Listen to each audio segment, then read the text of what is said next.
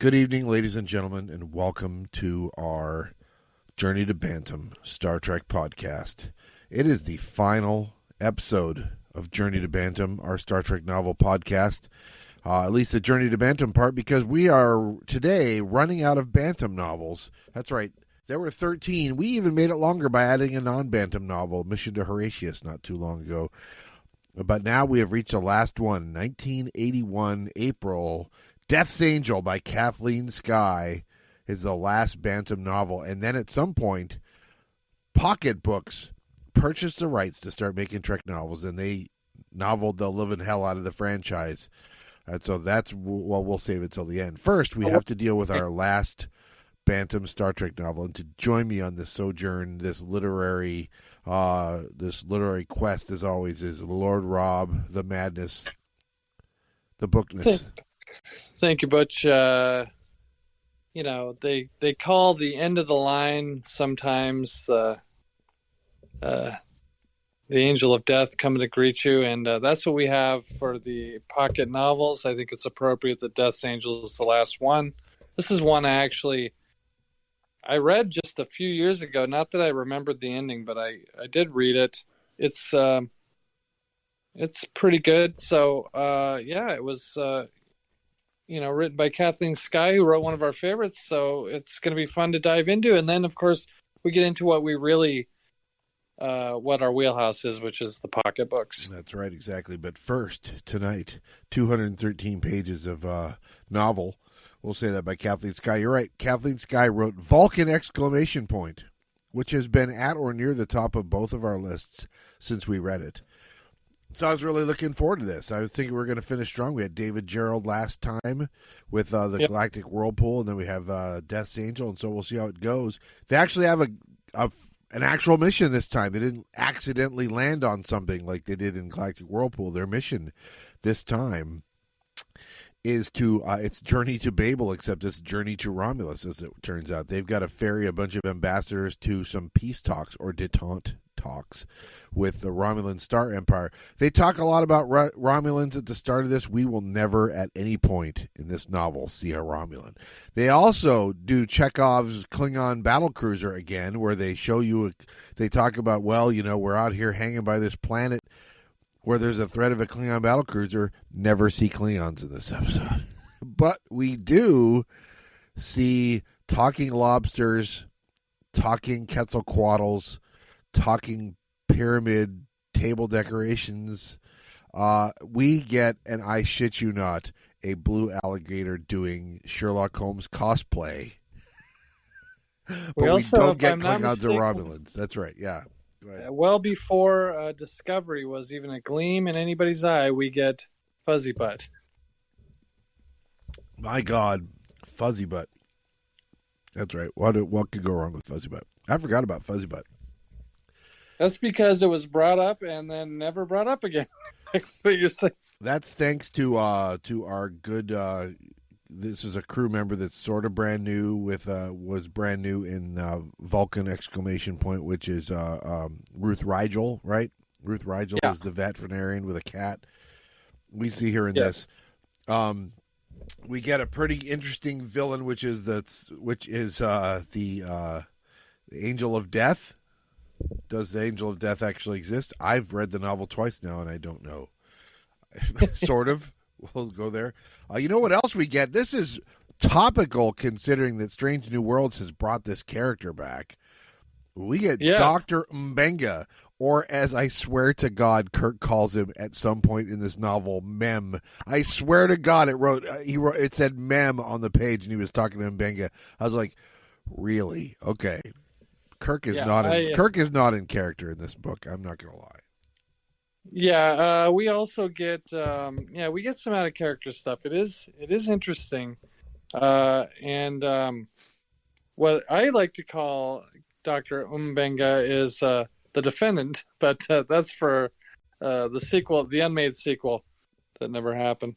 Yes, yeah, the guy who's he's going to go spend some time with some Vulcans afterwards, which he's done already in his career. Of course, as you may or may not know, Dr. Mbenga is a recurring character, a main character in Strange New Worlds, a new TV series that's out, the prequel to the original Star Trek. It's going to be some logistical hoops to figure out how he became the chief medical officer of the Enterprise and then became not the chief medical officer of the Enterprise.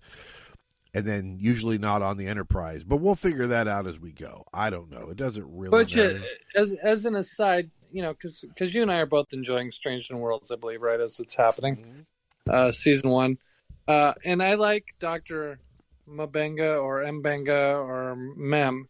But he's got a little bit of what I believe Jay would call Mads Mikkelsen syndrome. I never understand what he's saying. Oh, yeah. He's the character on the TV series. Yeah, he's soft-spoken and has an accent. And it does not, it all kind of combines to, I will give you that. That's for sure. So we only are focusing on Mbenga because he is a rather big, let's put it this way, he's a way bigger character than Sulu, who barely appears in this. He's a bigger character than Chekhov, who I don't even think is named in this novel. And aside from Uhura appearing pretty in a dress at a cotillion, we don't see Uhura much either. We get a tiny bit of Chapel. We get a whole lot of Ruth Rigel. We get a pretty good amount of Dr. Mbenga. And we get a whole boatload of Colonel Elizabeth Schaefer. Well, and if I may, Butch, we get a whole half a boatload of really over-the-top accenty Scotty. Oh, yeah, there's a lot of Scotty in the first half. He disappears in the second half. But it's not just Scotty. It's, Captain, we lads. Yeah, I don't know what, I get you. Well, plus we get Kirk and Spock, or we get Kirk and Spock on some alien spores. No, not those alien spores, but other alien spores. So alien spores. And let's be honest, what's the big draw of this novel? If you're going to ask me, we're about to, on our next TOS Trek episode on our Trek Zoo TOS podcast, we are about to do our number 4 episode, which is Journey to Babel, and there's a whole bunch of funny-looking aliens on there while they are taking a back seat. Hell, they're in the last car on the train compared to the weird-looking aliens on this episode. Free from the constraints of having to do character design or special effects or makeup effects, Kathleen Sky let her imagination go on this, and so good for her. If I may, Butch, if Journey to Babel is Steve Martin swindling a woman in the dining car, then Kathleen Sky is Michael Caine taking it up to the next level. Maybe even Jacqueline. Wow. With her crazy characters. A talking pyramid. A talking pyramid. There's a talking pyramid. Dracula. There's a vampire on board. Koala bear. Yeah, there's a giant snake thing.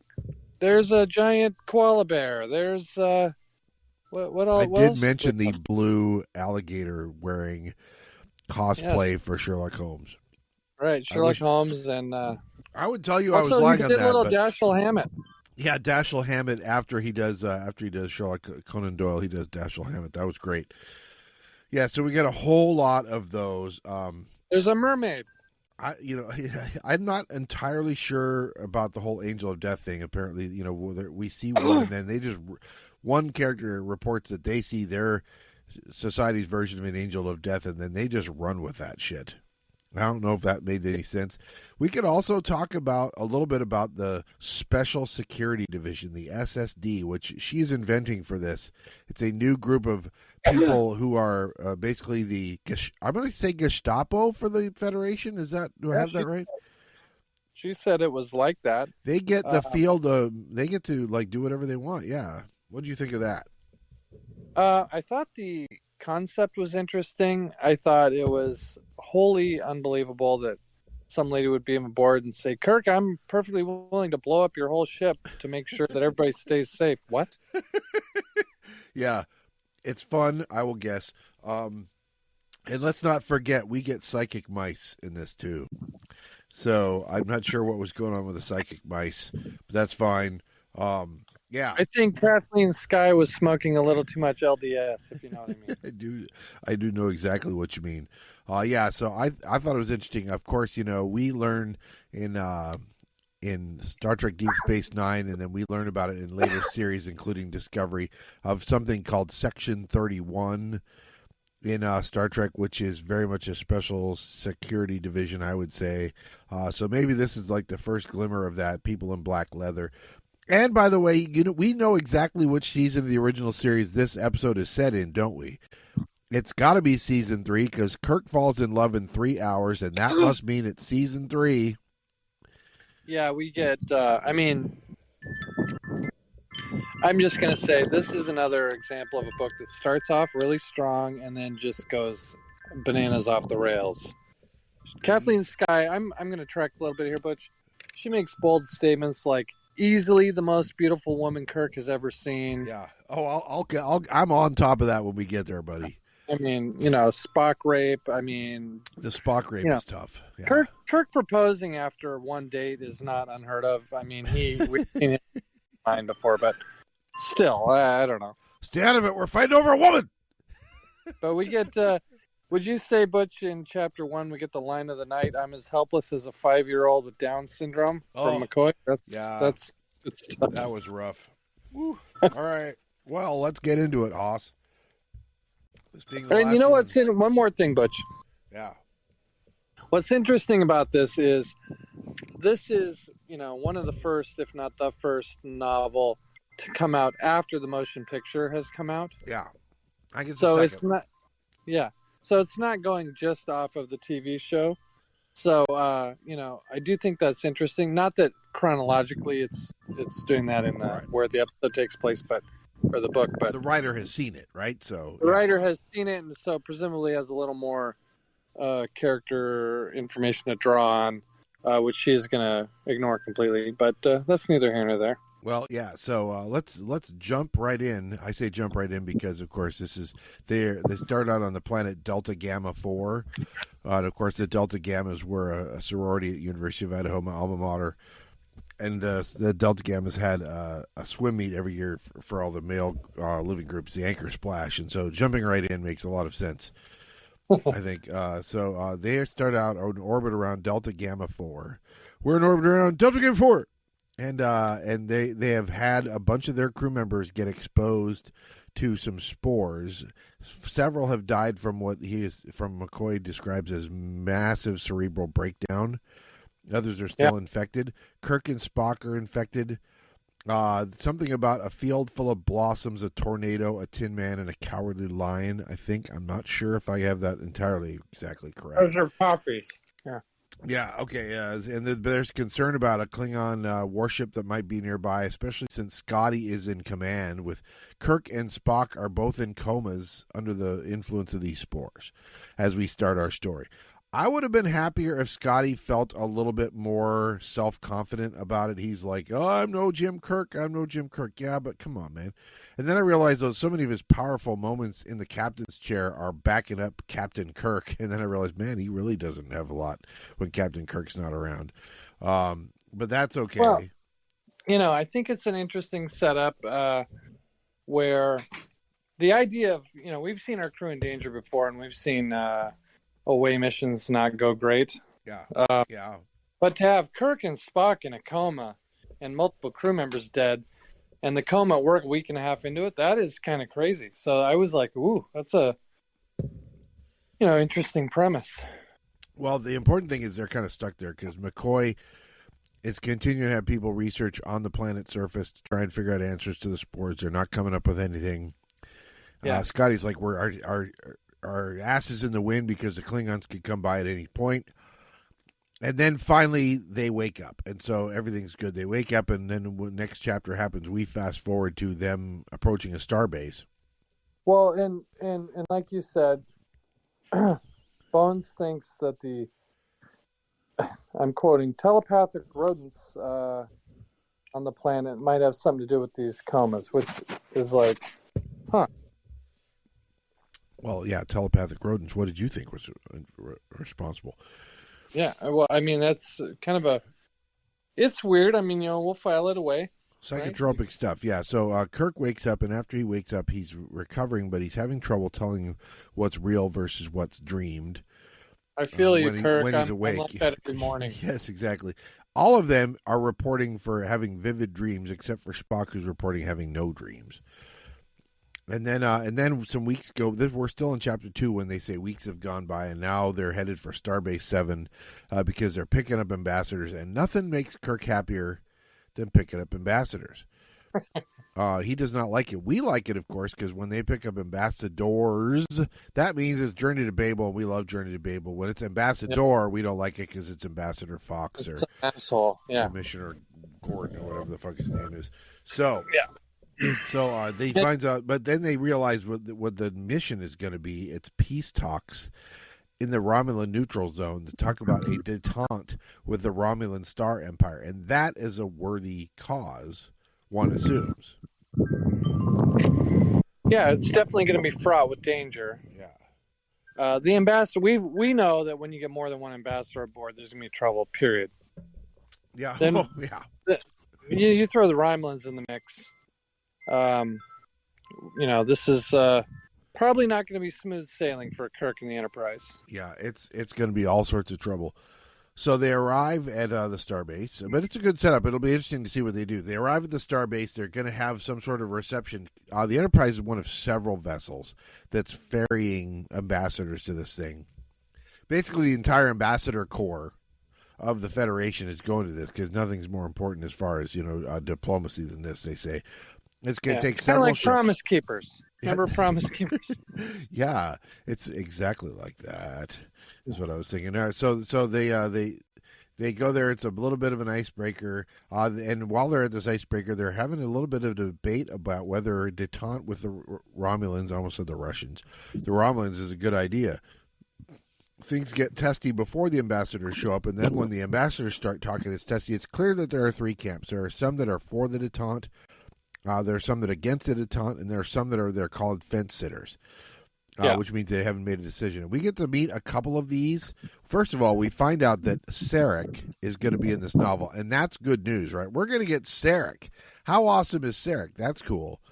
One of our favorites. One of the greatest guest stars in the history of Star Trek. Absolutely. So good they brought him back for at least 2 movies, right? 3 and 4. So yeah, and also The Next Generation. Oh, so. That's true. That's exactly true. So yeah, we also meet some of the others. There's a crustacean. There's a big cat. There's a koala bear. All that stuff. Kirk's hoping that his ship won't get all the lousy ones, but of course he gets a good mix of lousy and good ones. And now we get the ballroom scene. This is where her dress is fire, I wrote. Is that what the kids are saying these days? Scotty's got a full tilt, full kilt, I wrote.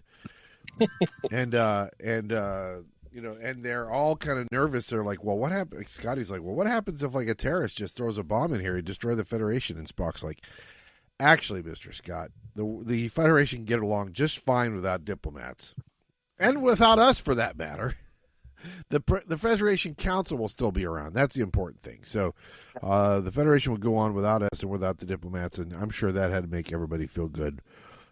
And then Kirk meets Cyrenia of Cetacea. She's a little bit of a cold fish, question mark. I don't know how to describe her. He immediately is like, I'm going to hit that. Yeah, unfortunately, there's no button to push, so to speak. There's nothing to hit. Because she's that is yeah. Go ahead and talk some more, boy. That is a very interesting conversation. That one is. What did you think of that? I like that Kirk propositions her almost immediately, talking about. I'm in chapter 5 now, which is that. Yep.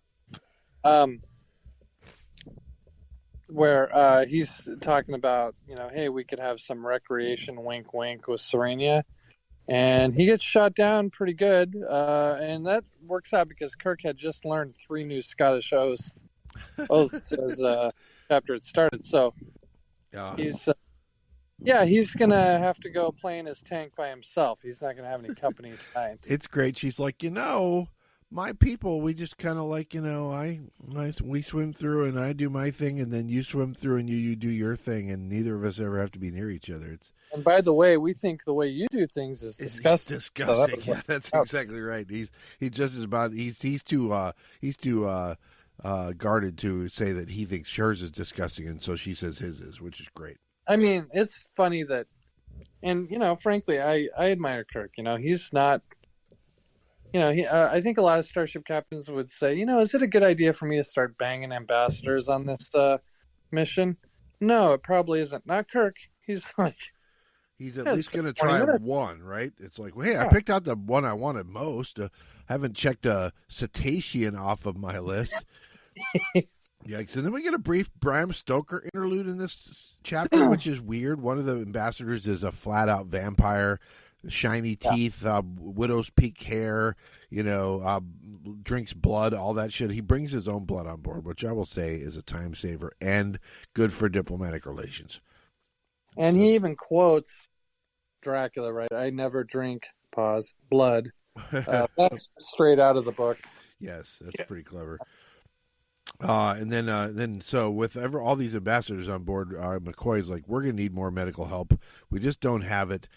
So how about we bring in Dr. Ruth Rigel, cat mom for Fuzzy Butt, to be a doctor just in case something goes wrong. Most of these people are like animals anyway, really, and they're sentient animals. So, I know one of my former committee members in my real life job is a large animal veterinarian, and I'm thinking there's a lot of large animal veterinarian opportunities among this ambassador corps. You got the giant lobster, you got the giant cat, you got the giant bear.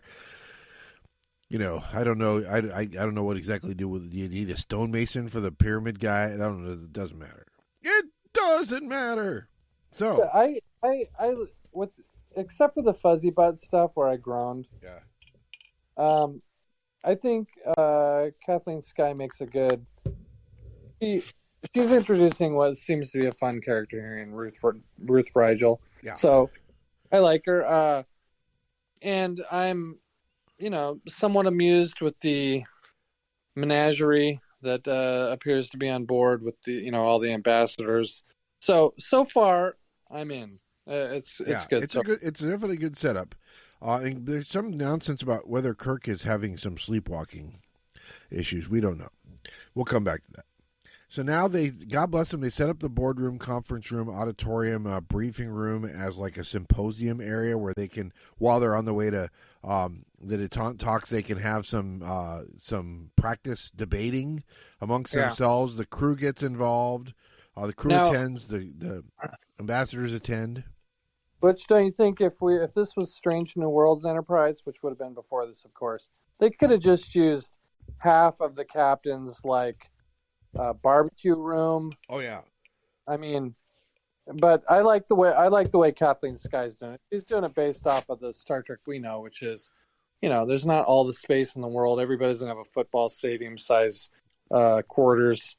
So I like the idea of, and you can picture, right? We've seen this before, like you said, in Journey to Babel, this type of thing. Yeah, you're right, and it's funny because they do split along the lines already. We find out that Sarek is among the leaders of the pro-detente faction, and among the leaders of the anti-faction is Nico, the big cat. And I believe that I have a quote here. "How do you vote, Vulcan?" I believe that's a direct quote. It's either from this or from somewhere else. I don't remember. It sounds familiar. Yeah. And, I think he said, I believe, Butch, the exact quote is, "Meow, how do you vote, Vulcan?" Meow. Meow, meow, how do you meow vote, Vulcan? Meow. That is the Mr. Rogers' Neighborhood version of this, which I can see coming. All right, so it's Ruth Rigel's Neighborhood, I think. And you know who else is involved in these talks in some of the boardrooms, and that's Dr. Mbenga. He's got something to say, and they encourage the crew to say it, and everybody is relatively well behaved at these things. And then somebody broke Agnatha's aquarium. Agnath is one of the ambassadors. He's a lamprey of sorts, or something that is a creature, some kind of squid eel thing. Eel thing that we got to see a little bit of it. And I'm going to say this: whether it's either the result of how he died or if it's the cause of the accident, his tank was broken. By the way, and I'm not throwing stones here, but I will say that the word Tal Shaya translates roughly as broken neck, but it can also be translated as broken aquarium. And so, you have to I would say Sarek's at the top of the list again already. He's at the top of the list again. I bet he doesn't have a heart defect that's going to save him this time. Yeah, I think, so far, Kathleen Sky definitely seems to be, let's say, borrowing liberally from one episode.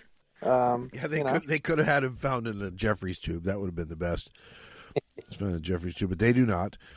So next chapter 8, they do an autopsy and they investigate. Scotty is doing all the investigation. His job is to do the forensic analysis of the tank, and then it's going to be McCoy and Dr. Rigel that are doing the investigation of the autopsy. Scotty says it sure looks like the tank was destroyed by the ambassador himself.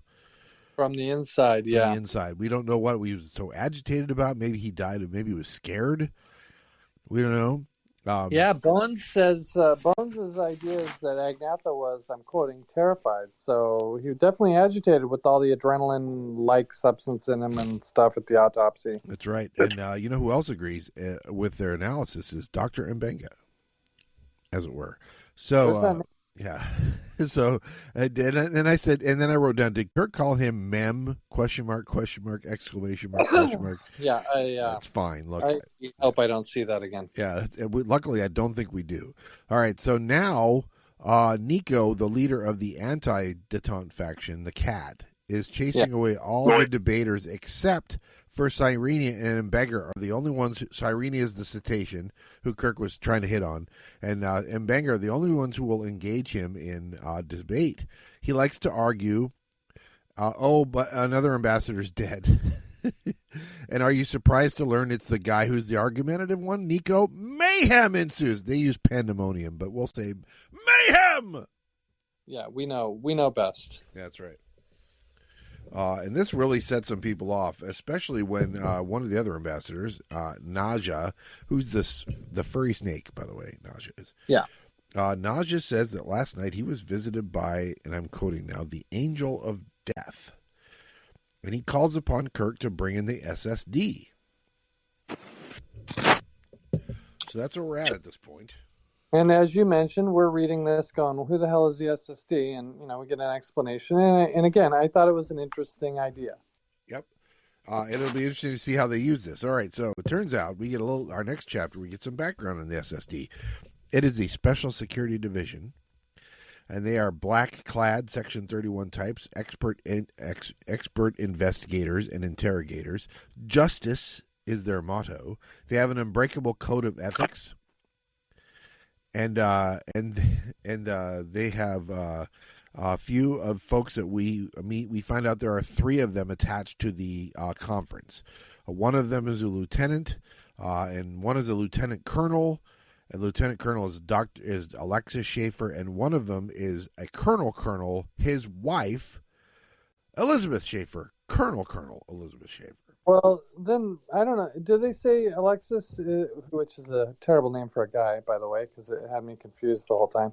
But did they say at first that he was lieutenant colonel, but now he's a colonel? Or it might have been. What we know is that Elizabeth, is the ranking one there. Yeah. Elizabeth is 35. And as I mentioned, she's married to Alex, although we learned during this book that marriage in the 23rd century is somewhat different. Because they don't have any kids or property, they're just going on a 2-year contract. It's like getting your car tags. You can decide, you know what, I'm not going to drive this particular car on the road anymore, so I'm not going to renew my tags. We'll go our separate ways. I thought that was an interesting idea, and I'm sure this is the first. I know I've seen it in other novels, but I like the idea of the marriage contract. And you just don't renew or whatever. It's a 10-year contract, by the way. Yeah. And for sure, coming out of the 70s, for sure, this was definitely an idea that intrigued a lot of people. So there we are. Yeah, you don't have the acrimonious divorces that we all lived through in the 80s. Yep. And then we meet Elizabeth for reals, and she is the one who's going to be assigned to go to the Enterprise. And she's realizing that both the dead ambassadors already are the anti-Romulan ones. And they're sending her because her rank of full colonel is the equivalent of a starship captain. And so they want somebody who's equal to Kirk. And then we get her third in command who makes a joke, and I wrote this down. Do you think that Kirk's got a tribble in his trousers? I'm really open to interpretation about what exactly that means. My wife assumes it meant ants in his pants. I was like, well, that's a charitable assumption on your part. I could mean all sorts of things. Manscaping, we don't know. We don't know what's going on. Doesn't matter. Strange worlds for sure. I do like the idea of this character. I thought that Kathleen Sky did a nice job of kind of setting her up. She's gorgeous. She's tough. She's smart. She's got marriage problems. So I'm still on board so far. Yep. All right. So now Kirk's captain's log says that the Angel of Death is the reason that he agreed to bring in the SSD. You know, the story's all over the ship. It looked like a winged serpent, but that's because of in the words of the person whose culture saw it. Maybe it would appear differently to different people depending on your culture, although they make an implication that most cultures have an angel of death, which I think is weird. But that's I don't know. I'm sure most cultures have some kind of a harbinger of death. I don't know if maybe. I don't know though. Yeah, that's true. That's fair. All right. So Bones, of course, you know who doesn't believe in the angel of death? Dr. McCoy doesn't believe in him. He kind of refers to him as kind of like he has as much faith in that as it is Santa Claus, it says. And then we meet the Chief of Security, Lieutenant Commander Greg Collier, who's a very Idris Elba type. If we were casting him, we'd go Idris Elba. And then all of these people meet Dr. Elizabeth Schaefer. Do you have any thoughts as to who we in the modern day would cast as Elizabeth Schaefer? Do you have any thoughts? Because she's got to be gorgeous and tough. I have thoughts. And I'm going to say Charlize Theron. We are of an accord. I completely agree. That's right. Completely agree. That is exactly what I was going to say. Is it really? Yep, exactly. So I did. Yeah. All right. So, and this is what Kirk describes her mentally in his own mind as, quote, like you said earlier, easily the most beautiful woman Kirk has ever seen in his life. And I put in parentheses. That's a strong. I put in parentheses Edith Keeler ? Shauna ? Janice Lester ? Dr. Helen Noel ? And then I wrote shenanigans, but my wife heard me say it and thought I said shitnanigans, and so I wrote that instead. I'm calling shitnanigans on that. I'm going to say that Andrea is and ever shall be Kirk's. I mean, he's never meeting anyone hotter than Andrea, in my opinion. In fairness, she's a little on the short side. So if he likes his tall women. So, that could be it. Yeah, I don't know. Say she's not a person. He does fall androids pretty often. Yep. But listen, we know that she has an effect on everybody because even Spock finds himself babbling, or rather Kirk thinks Spock's babbling while talking to her. And then we find out there's a reason for this later, not because she's just a pretty face either. So, and immediately as she's on board, she orders them all stop. We're not going any further. We're stopping right here. And Kirk's not having that. And this is consistent with the show. We saw this kind of crazy shit all the time where ambassadors or people like that are doing crazy stuff, barking orders at Kirk about the ship. What? Really? That is absolutely true. So, I'm okay so far still. Yep, that is absolutely true. She has the authority to do so, and Spock kind of agrees, and so Kirk begrudgingly goes along with it, and so there we are. And we're moving on. So they're going to stop in space till they get this shit sorted out. Yeah. They're down to ambassadors already. And so Schaefer's back now, and she meets with a couple of the other ambassadors, a couple of the ambassadors on the anti-side. Angel of Death talk and stuff like that. And apparently Death wants detente because he's going after the anti-detente ambassador. So, well, a little overworked. Yep. Right? Yep. I do that. That's and right. And so he wants peace. And, this is kind of how he's going about it, the Angel of Death, that is. Yep. And so, that seems unlikely. So, I don't know about you. I was trying to think of, okay, what is it really? Because we're assuming it's not actually the Angel of Death, right? Did you have any thoughts? Well, yeah, I mean, Scooby type stuff. What were you thinking? I'm at this point just trying to figure out which one of these ambassadors it is, and I at some points buy into two different ones, but I'm not there yet. So, listen, I'm surprised at how quickly Schaefer opens up to Kirk about her husband problems. And it's done in such a way to make it seem like she believes that she can really talk to him, because she doesn't treat him, he doesn't treat her as like a colonel or as SSD, but just as a person. And so he tells her, or she tells him rather, well, we don't really get along, me and the husband, but whenever we do get together, we rut like regalian bloodworms. Yeah. Kirk, it's just sex. Yeah. You know what I'm Kirk is more of a Denebian slime devil guy, but I'm sure he's going to accommodate. So then they talk about the marriage agreement, maybe not renewing it. Kirk is already thinking of making her fall in love with him, and that's the phrase he uses. I'm like, maybe I should make her fall in love with me. Yeah, I thought it was a little surprising, but Yeah. Good for him. Yeah, good for him, and he's really onto this. And so then now another bad sign for where things are going. McCoy's log opens up chapter 16, and he is commending Dr. Mbenga for his work.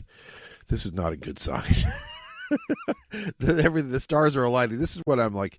All right, I still think it's going to be one of the ambassadors, but coming up on the outside rail as they round the second turn is Dr. Mbenga gaining on the field, as it were. And so Spock's happy that Elizabeth is there, and then this is when we get this cosplay scene with Click, who is the alligator ambassador, who's literally crazy. He's already gotten a wound because he was carrying a rose in his mouth, flamenco style, and caught the thorn, and now he's dressed in a deer hunter cap and a cape like Sherlock Holmes. Speaking of the deer hunter, Butch, I was wanting to play Russian roulette after about the fifth time I read Click. Yeah.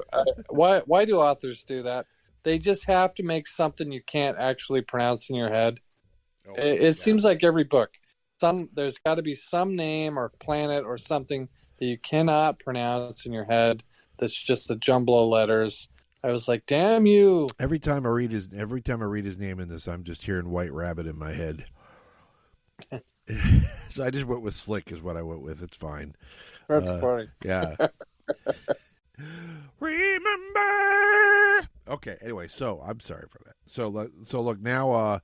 Now we also meet Hotep. We get some people. Rovar is one of the anti-Detente guys, and he is a conspiracy theorist. He's got disdain for all of the other ones. One of them's a popinjay. He calls one a popinjay.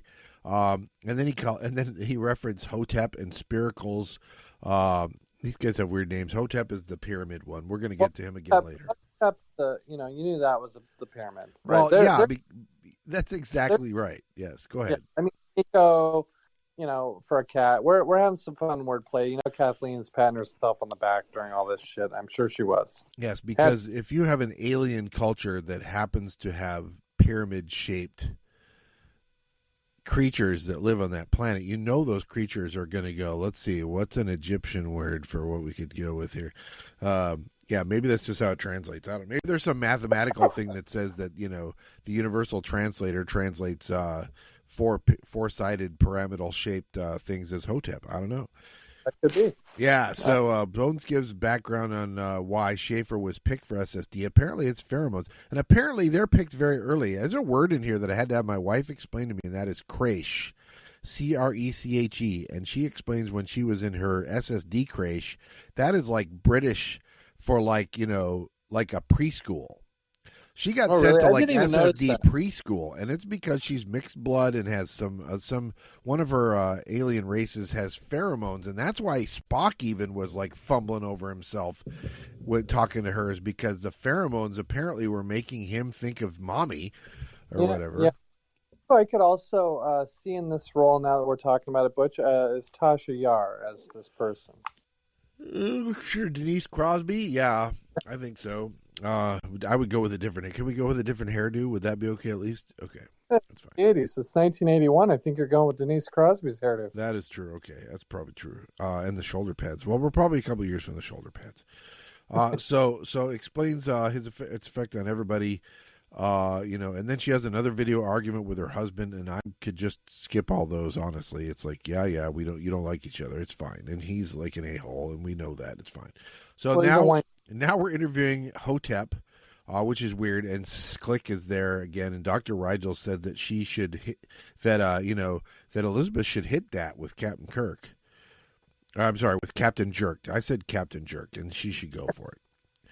And then she decides to go see him, and I wrote this down because this is where I'm not quite at throwing my book at the wall yet, but I'm gonna get there. That's a warning. He says to her, "Well, my poor downtrodden colonel, sit over here and tell Daddy all about it." Yeah, I unquote. I winced. Oh golly, wow! And she liked that. I immediately was like, you're entrusting somebody who falls for that line with the security of an entire starship full of ambassadors. I say thee nay. I could see a yeoman or an intern falling for that, but not. Yeah, I was. She can blow up his ship if she damn well pleases, and she's fallen for that line. I am very strange. Can I just say as an aside, I've never understood the "Who's your daddy" thing as a thing. It was very late 60s. I don't. Well, What's your name? Who's your daddy? Is he rich like me? I'm okay with like Fleetwood Mac throwing that stuff around, but that's about it. I really don't want to see it in my Star Trek. Yeah, thank you for that. So we're going to move on. Because we have more of the ambassadors to meet, and I wrote this down. I wrote more interviews, and then I realized who she's interviewing. So my line says more interviews with a vampire, paging Anne Rice, and then Captain Flirt again, and I just wrote ugh. And then finally we get a scene with Sarek. I've been waiting for this. We get a scene with Sarek, and then she just fucking neuters him the whole scene. Yeah, wasn't he like kind of a whiny, self-doubting? You're a mule. You're a fool. You're a mewling child, and he agrees. And I'm like, oh, ugh. This is not. I mean, again, we're getting the Sarek. We wanted the Sarek. We got the Sarek. This is not the Sarek we wanted. I don't think. You know what else I noticed, Butch, about this point in the book, because I just finished it 2 days ago. Yeah. Vulcan was all Spock all the time. There's like no Spock so far. In the book. We're going to get that too. We're going to wish we didn't. So it's fine. It's cool. So the conversation with Sarek is interesting because he talks about how he eventually agrees that the Romulans are probably not at fault for this, even though that they seem to be like a likely suspect because the ones against Detente are getting killed off. But he says, that he agrees with the idea that Romulans are honorable. Yeah. Which is a very TOS thing to think. But by the time you get to the Next Generation, Romulans are like the height of duplicitous. They're like definitely not honorable. But we're in TOS, baby. Yeah, that was the criticism I always had with Next Generation was they fucked up the Romulans. They flip-flopped both the sides. The Klingons become the honorable ones and they just flip-flop. Crisscross, as it were. Okay. Terrible. Yeah. So now if you thought we had some weird visuals already, now it's an ambassadorial tea party. Tea and cookies. We have a human-sized lobster eating tea and cookies. I'm trying to imagine a lobster holding a little tiny teacup and figuring how it gets it to its mouth. And then I was go ahead. No, I have no answer for it. Please go ahead. Would you say he's a main character? No. Well, he's not an appetizer. I will say that. If it was a crab, he'd be an appetizer, but he's a lobster. He's a main character. Or you mean a main lobster? I thought you meant like a main course. Yeah, okay. Yeah, I'll give you a part. It's a joke. You gave us a joke that can work in either way, and so good for you on that. So tea and cookies all around, and then they're basically she's having this tea because these are the leaders of the pro-detente group, which means they're her prime suspects. Right. And she comes away from it thinking none of them are really a prime suspect. Of course, we also have Click still, and he has switched up from Sherlock Holmes to Maltese Falcon. Yeah. Good for him. And or is it Casablanca? And then I said, who cares? But except that a lot happens in this because our good friend Click has a secret, and his secret is he's got a bit of, as soon as I read this part, I was like, I've been doing his voice all wrong. His voice should be Bill Cosby, should be his voice. Because he slipped her a Mickey in her drink. Oh, yes, he did. Oh, I think you mean Spock should be his voice. Yeah, no, anyway. Yeah, and of course, he turns out he just wanted to get drunk and maybe get lucky with her. He's a big alligator, blue alligator no less, and he's like still thinking. He says couldn't quite cope with all that pink softness, and he says, who knows, we might discover something new in the annals of biology. So anyway, she's like, okay, well, he's not the murderer, at least, even though he's a shapeshifter and could totally be the murderer. And he's drugging me, but he's not doing anything. So she just decides to pass out since she's already pretty much hammered from whatever he gave her. It's not her fault, right? He obviously slipped her a Mickey. So she passed out. When she wakes up, another ambassador's dead. Unbelievable. And she still has a job. It's fine. Actually, I think they do correctly forgive her because it's like an ambassador slipped her a Mickey and it wasn't her fault. And yeah, it's close to her fault. I was like, it doesn't seem like she's doing her job the way I would want it done. Yeah. I'll give her a pass eventually, but I was like, Yeah. Well, and it's Rovar who's the one who murdered, and he's not just murdered; he's badly mutilated, and we get a lot of detail on the badly mutilations. This is a different one than the others. Yeah, that was we just went from PG-13 with all the sexual innuendo right into our territory with the Hellraiser scene that was depicted. It sounded pretty rough. Yep. Yeah. So now, at head insult to injury, Elizabeth gets another call from hubby Alexis. It's like, Alexis, line 3. He says, I love you. She doesn't reply. And then we get some detail about Rovar's murder, which doesn't make sense. He apparently accused Sarek of treason.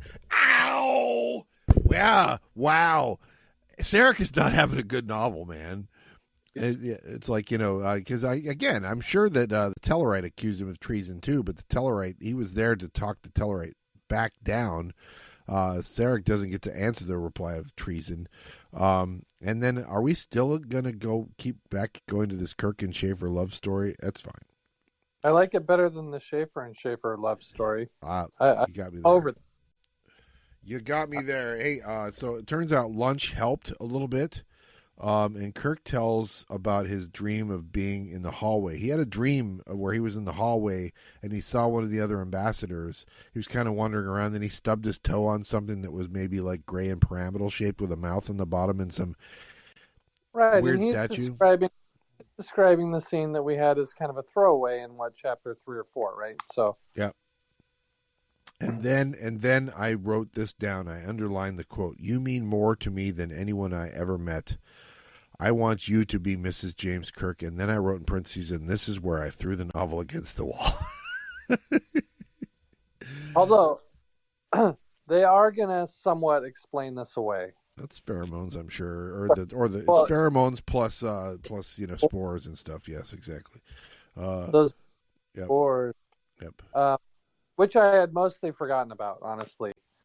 It's like, oh yeah, that's right, telepathic mice and spores. I forgot about that. Telepathic mice. It's Chekhov's telepathic mice. I forgot about that. Yes. I keep saying, the funny thing about me keep saying Chekhov is not in this book, inexplicably. Yeah, it's not hard to add him in there for a line or two, is it? Nothing. Not even and hey, I'm not even sure we're ever on the bridge in this episode. It's amazing. The ship's not moving. What is going on there in Park? That's true. It is weird. You know what the weird thing is? Their left blinker is still on too. I mean, that's embarrassing as hell. Hey, we're only a day out from the thing. We better solve this. They're parked, right? So that tension's gone. That's right, exactly. So they have all the time in the world. All right. So anyway, chapter 24. the time. Chapter 24 brings us more Hotep. He says, by the way, I was the statue Kirk was tripping over in the hallway. And maybe it was astral projection, ? We don't know. REM sleep tests, and Kirk could be the astral angel of death. Hey, you remember those Sigmund tests they had in Vulcan, ? We're getting more of those. I love it. I thought that was fun. I like that callback. And then there's a reference to maybe a song called "What Do You Call a Grumpy Vulcan?" What do you do with a grumpy Vulcan? I don't know what that is, because she's got to go talk to humor by the author, and she could try again. Yeah, she's got to go talk to Spock, and Spock's meditation is interrupted, and he's grumpy about that. And then we get the. Can you tell us about your thoughts about Chapter 25? I can tell you I did not like grumpy Spock. That is not Spock. Yeah. I couldn't help it. What Spock says, I couldn't help it. Are you sure that wasn't Spock? That seems. Yeah. So, Chapter 25, because we've been talking about. Actually, Elizabeth and Bones have been agreeing that Jim's dreams are weird. But when Elizabeth Schaefer questions Spock, he also has had out-of-body experiences since Delta Gamma 4. And in fact, he is going to one-up Kirk because he did something, what'd they say, biological with a hot lieutenant, and sort of erased her memory with a little Vulcan 23 skidoo. So I was like, so a little wait, Vulcan roofie. So I got the impression, like, I don't know, so I was like, is she saying he raped her or molested her? I think you put your fingers on their face like this to make that happen. think it's like this. The old, and I was offended. Yeah, it's rough. Not by what Spock did, but the fact that it was Spock who did it. It's rough. I'm not going to lie. And that last line, I couldn't help it. It's just like, I get why he's embarrassed and why he won't talk, but man, I really wish it hadn't gone there. Yeah. So now we're going to get a review of the lasting effects of the space-infected, spore-infected people. Somebody gained some weight. Somebody's still irritable and stuff like that. Oh, and hubby Alex lifted the quarantine without being asked, and so now they're back on their way, and she says it's over. Baby, you don't got to go home, but you got to get the hell out of here. And she has a good old temper tantrum in her quarters where she basically wrecks the quarters with her bare hands and actually damages her arm in doing so. Sense here, Butch, is she's just constantly jumping to the wrong conclusions. Oh, I bet Kirk's the murderer. It's good for the story, but it doesn't make sense from but somebody who's not the best believable at all. Yeah, the best there is. It's not at all believable. Yeah. So, but sure.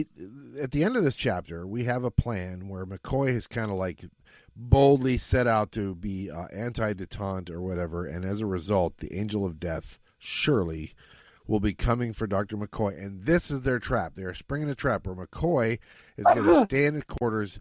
Elizabeth will stay with him. She's going to arm herself to the teeth. She's got everything but ninja throwing stars, maybe even some of those. I'm not sure. And we're going to wait they're going to wait in his quarters, and they talk for a little while. None of that's really important enough to talk about. And then he falls asleep, softly snoring. She's awake, and then she gets this cold feeling like there's something evil in the room. It must be the Angel of Death, right? And then her great plan falls apart when she's paralyzed and can't move.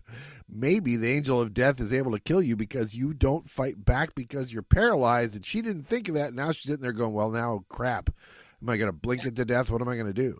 And I'm kind of confused here, Butch. Why is she paralyzed? Because the Angel of Death did it to her, I guess. I don't know. How? I don't know. The whole thing's kind of weird. So... it's weird. It's weird enough that she can't move, but it's a little weirder that the Angel of Death is Dr. Mbenga. If you haven't really been paying attention, and we feel surprised by this, we've been foreshadowing it, or rather, the author's been foreshadowing it for a while.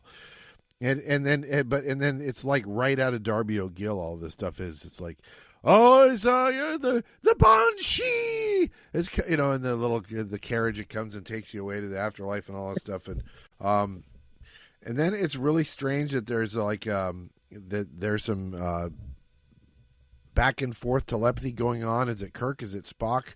Who's having the back and forth telepathy? Who's that angel of light that's going against the angel of death in Mbenga? Who's shouting at the angel of death? You're a dead duck here! I believe that was the line that was shouted at the angel of death.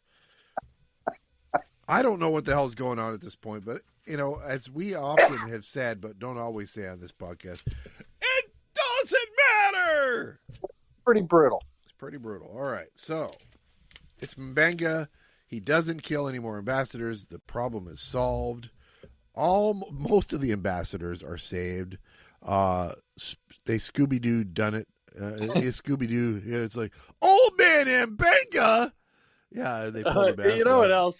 He would have got away with it, too, if it wasn't for those pesky ambassadors. But you know what pissed me off, Butch, was, okay, yeah, you surprised me with the out-of-left-field sort of explanation that it's one of the doctors on the Enterprise that's murdering ambassadors. Yeah. I admit that's a surprise. But no one in this book has acted in character. No. You're left with the mildly inconvenient fact that Spock raped somebody and Mbenga killed some ambassadors. And, by the way, who knows how the détente went? Nobody knows. Nobody cares. It's like completely irrelevant. They show up at the détente. It's like a loose ending convention. I was like, why don't you tie up some of this shit? You introduce like 20 things. You tie up none of them. That being said, who did Babel join the Federation? Or did Cordon join the Federation? That's a good point. But I mean, they don't give that to us either, I guess. Yeah, I'll give it that. But I mean, I just was like, why? Yeah. Why? Well, the biggest question anybody would have at the end of this is, so it's over between the Schaefers. So is she going to jump the broom with Kirk? The answer is an emphatic no, but not really a good reason not. Just no. Okay. Well, why? It doesn't seem in character with her either. Like, I'm this really strong, competent, even though investigator of why would I suddenly become Mrs. Captain? Because that way you can tell Daddy all your problems every night, I guess. I don't know. Oh, by the way. Yeah. Right? It's bizarre. Like, of course, no one would consider this. I just thought it was strange. It is. So you have a novel where it had a cool setup. Yeah. You introduced some fun, if not believable, characters. And, with Schaefer, I think kind of an interesting, new character. And then you decided to just go off the rails and shit the bed. Yes, it's rough.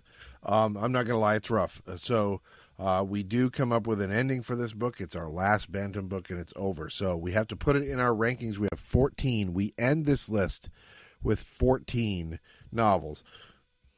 Where do you have it? I will give you my list first. How about that? Okay, I'll tell you where I have it. Because I like to write down where you have them in relation to where I have them. I have mine written down here, and then you write the numbers that you give in the column there. So, hold on 1 second. Okay, I'm flipping the page. All right, lay it on me, Daddy. All right, so at the bottom, and remaining at the bottom, is Trek to Mad World. I just cannot handle that Great Gazoo being the focus of that book. It's the bottom. All right, number 13 and number 12, respectively, I have Price of the Phoenix and Fate of the Phoenix by Marshak and what's her face? Culbreth. You had Fate at 12? I had Fate at 12, Phoenix at Price at 13, Trek to Mad World at 14. And then I went ahead and put this novel at 11. I really just could not handle the bad characterizations of our main characters here. I just couldn't handle it. I wasn't going to do it. And some of the phrases, it probably is too low, but that's just where I'm feeling it right now. I was like, is it better? Because at number 10, then I have a Spock Messiah. And is it better as a story than Spock Messiah? I think yes. Do they get Spock wrong in both of them? Yes. But I don't think they screw up any of the others nearly as bad as they screw up, several of them in this one. So that's where I have this at 11, Spock Messiah at 10, and I have Planet of Judgment at 9, Devil World at 8, Spock Messiah ! At 7. That's the first of these novels, by the way. Yeah. And then we get into several. I think Then we get into Starless World at 6, World Without End at 5, Perry's Planet at 4, which was the most surprisingly better than I thought it was going to be novel on this list.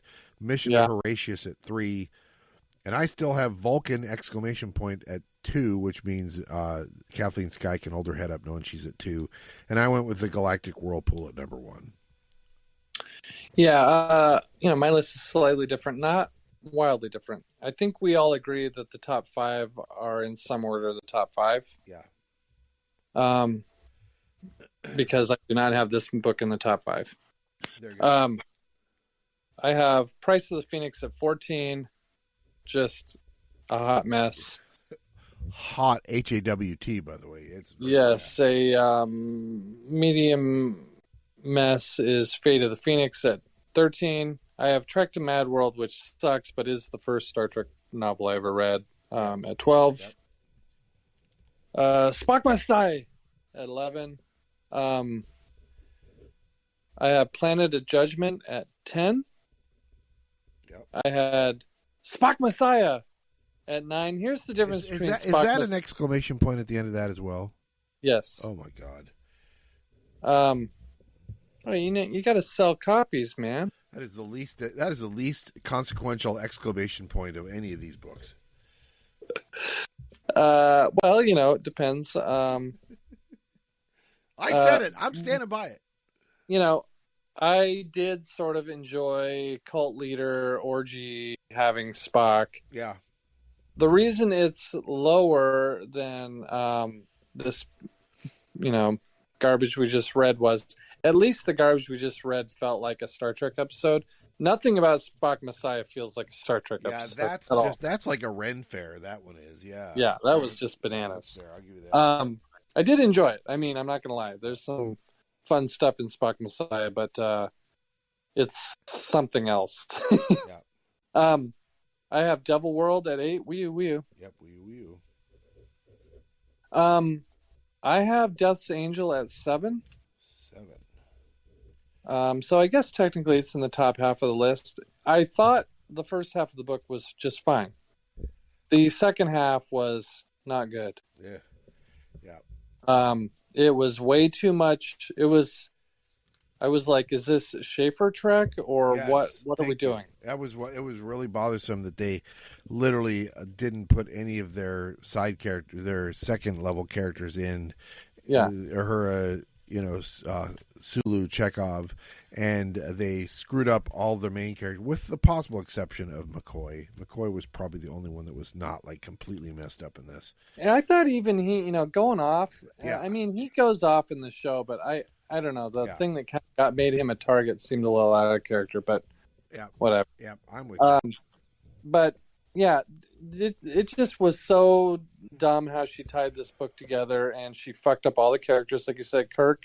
And granted, Kirk and Spock are acting a little different because of the spores. Nope. They don't even tie that up like this. No. Like, so are they better now or not really? No, right? Good reason. They could be doing. They could be doing weird shit in the future. They could be raping and, they could be the Beastie Boys for all we know. Sabotage. Yeah, they could be. I did it like this. I did it like that. I did it with a wiffle ball bat. I mean, who knows what we're gonna do going forward? So I don't like that. I don't like that M'Benga has basically been removed. There's no way Kirk's letting him back on the ship, even if he's cured later on. Yep. Is he? I mean, and I don't know. I mean, it seems weird. That I know. I say that knowing full well that Lieutenant Commander Data in Next Generation is going to have at least one episode where he's killing people and it's not his fault because he's under somebody else's control or whatever, and they're going to let him back in. But yeah, it's weird. Don't you think it's weird though? I think you would still have a funny feeling about it. Like, yeah, I get it, but can you put him on someone else's ship? Yep. Oh yeah. Yeah. I like that he's Captain Styles' problem on Excelsior. Yeah. Yeah, and I don't, sometimes I'll see like those Star Trek novels that are like Star Trek Engineering Corps or something. Like, I don't want to see only characters I've never heard of before. Yep. You want to sprinkle one or two in a novel or an episode. That's great. I don't want to see only new bullshit characters, which is what this book felt like. It absolutely felt like that, yeah. Because it's all ambassadors and, the bickering Schaefers, and the Enterprise and her crew are completely 100% an afterthought. Good ship and crew. All right, so we both have the same top 6, so the question is what order? Yeah. So, at number 6, I have the Starless World. Wee-oo. Number 5, I have Mission to Horatius. And I think the top 5 is strong. 4, World Without End. 3, Perry's Planet, which I agree with you was better than I expected. 2, Vulcan! ! And then, as we talked about recently, the Galactic Whirlpool wins the battle royale that is the Bantam +1 books. That's right, and I think that to me is a little bit of a race between that and Vulcan. We both had them at 2 and 1, but it was a toss up for me. But yeah, Well, buddy, it's magic hour. Here. I can't believe I'm so excited. I'm really. We've got 50. We decided, Rob and I did, to do the top 50, the first 50, not the top 50, the first 50 pocketbook Star Trek novels, starting with number 1, Star Trek the Motion Picture, and going all the way to number 50, which is Doctor's Orders. And I'm fairly confident that I own almost all of them, that it's very unlikely that the first one out is going to be one of the 3 that I don't own. But here's how it works. It's a random choice of 50. So I have 2 dice in my hand. The first dice is a die 20. It picks the first number, right? Is it going to be the first 10, the second 10, the third 10, the fourth 10, or the fifth 10? So 1 to 4, 5 to 8, 9 to 12, 13 to 16, or 17 to 20. And the next one is a 10-sided dice. It has a 1, 2, 3, 4, 5, 6, 7, 8, 9, 10 on it, right? So so you roll the first one. It tells you which of those 5 groups of 10 it's in, and then the second one is like the 10, right? So that's what it is. All right. You want to do them? You want me to do them together? I'll do them together. How about that? No. Let's. Here's the first dice. The first dice tells us which of the quintiles it's in. Here we go. All right. It is 17, which means it's in the 41 to 50 group. Okay. The 41 to 50 group. So now this dice will tell us if it's 41, 42, through 40. As I walk over to my books. Here we go. It's all the magic hour. It is number 50. I rolled a 0, so it's number 50. Number Doctor's 50 Orders. Is Doctor's Orders. That's right. Interesting because in that one, in that book, if I remember correctly, you have incapacitated people, and Dr. McCoy has to be in charge. Something that Star Trek The Next Generation would do briefly in one episode. It was one of those episodes where Data's like killing people, actually. Because he's under the control lore, and Dr. Crusher is in control. But this was way before that. This is the novel. I think this novel's from like 89 or something like that. Yeah, let me look here. I've got the book in my hand. It's Diane Duane, who is a wily veteran of Star Trek novels. Ought to be good. 1990. All right, so number 1 of our Star Trek Pocketbook Novels podcast is number 50. That is very random that the first is the last and the last is the first. Funny how that works out. These novels, generally, there are a couple novels that are written by similar people. Some of those novels don't have anything to do with each other. Some of them are sort of sequels to each other. We're just going to have to ignore that. I know that, for example, Dreadnought and Battle Stations are both written by the same person, and Battle Stations is kind of a sequel to a little bit of a sequel, but we're just going to work our way through it. For the most part, these are one-offs like the series was.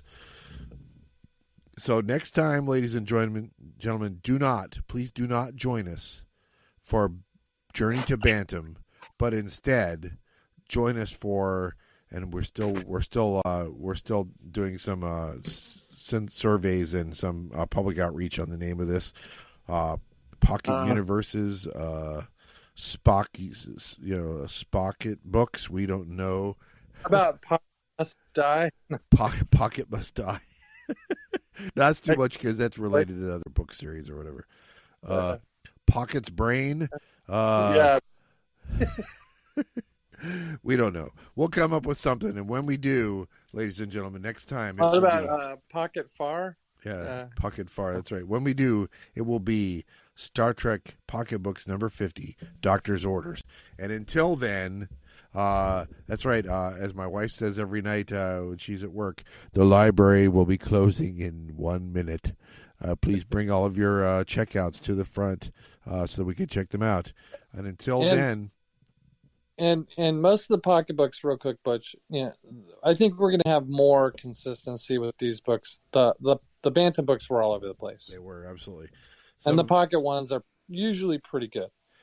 Yep, Star Trek was a known quantity, and so all the authors pretty much knew what they were getting themselves into. So join us as we end this journey and begin our new journey in the pocket books here on CineMcCollough.